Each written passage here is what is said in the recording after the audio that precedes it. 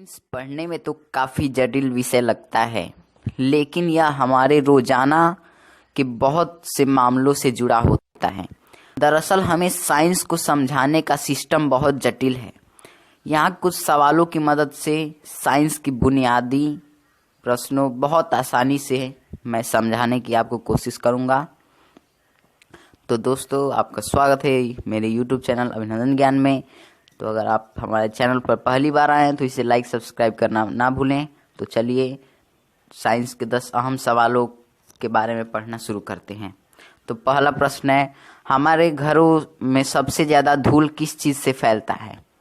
इसका उत्तर है, धूल हमारे घरों में हवा और धूप के माध्यम से आता है।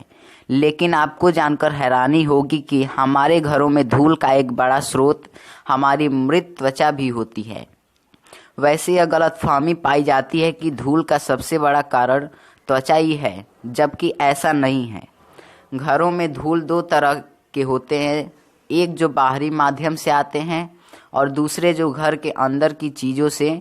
घर के अंदर की धूल का कारण जानवरों के बाल, इंसान के बाल, मैट, बिस्तर, इंसान की मृत त्वचा और खाने के कण होते हैं।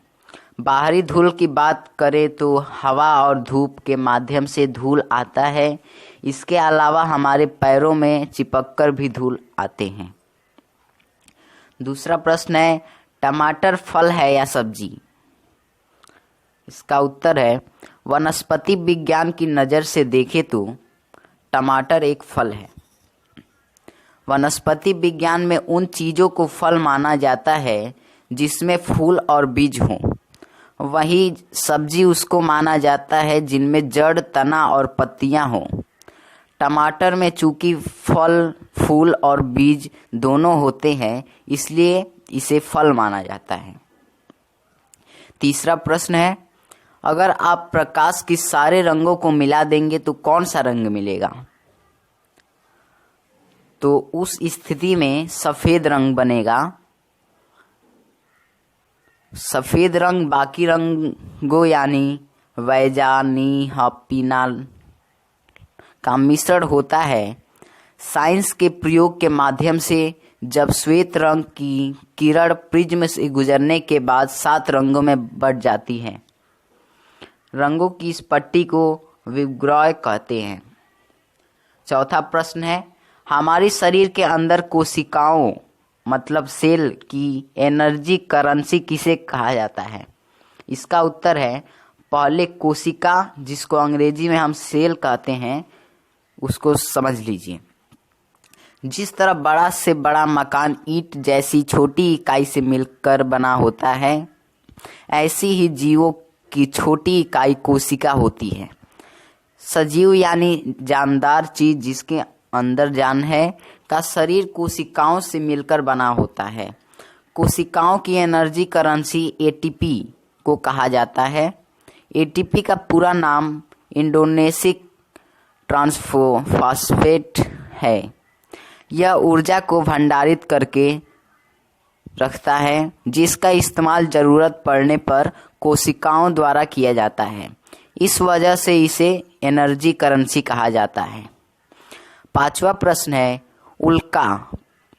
उल्का पिंड और क्षुद्र ग्रह में से कौन पृथ्वी के धरातल से टकराने के बाद भी जीवित रहता है?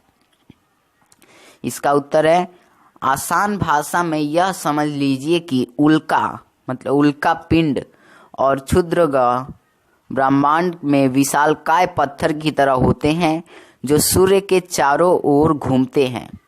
उल्का पिंड क्षुद्र ग्रह से आकार में छोटे होते हैं। उल्का पिंड घूमते घूमते जब पृथ्वी के काफ़ी करीब आ जाता है तो पृथ्वी के गुरुत्वाकर्षण की वजह से पृथ्वी की ओर खिंच जाता है। पृथ्वी की ओर आते समय घर्षण के कारण उसमें आग लग जाती है। आग लगकर जो ऊपर ही जल जाता है वह उल्का होता है और बचा हुआ भाग जो धरती से टकराता है वह उल्का पिंड कहलाता है। छठा प्रश्न है, ब्रह्मांड का सबसे मजबूत चुंबक कौन है?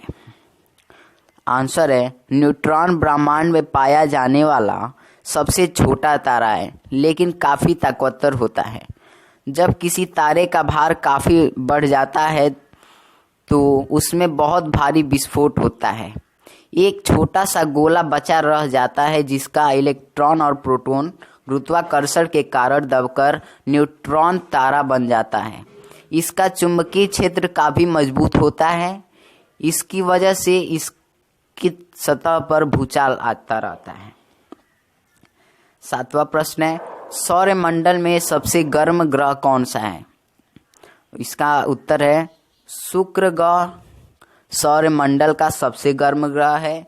यहाँ का औसतन तापमान 864 डिग्री फ़ारेनहाइट यानी करीब 462 डिग्री सेल्सियस होता है। 8वां प्रश्न है, चंद्रमा की पृथ्वी से क्या दूरी है? इसका उत्तर है चंद्रमा पृथ्वी से करीब 3,76,600 किलोमीटर दूर है। 9वां प्रश्न, ध्वनि की रफ्तार किसी में तेज होगी, हवा या पानी में? उत्तर है पानी में। जिन चीज़ों का घनत्व ज़्यादा होता है ध्वनि की रफ्तार उसमें काफ़ी तेज होती है। यही वजह है कि ध्वनि की रफ्तार हवा के मुकाबले पानी में तेज होती है। 10वां प्रश्न है, एक मानव शरीर में कितना नमक औसतन पाया जाता है? इसका उत्तर है करीब 250 ग्राम। तो ये था आज का हमारा 10 साइंस के अहम सवालों को। अगर आप इसी तरह के वीडियो चाहते हैं तो इस चैनल को लाइक सब्सक्राइब करना ना भूलें। तो इस वीडियो को देखने के लिए धन्यवाद।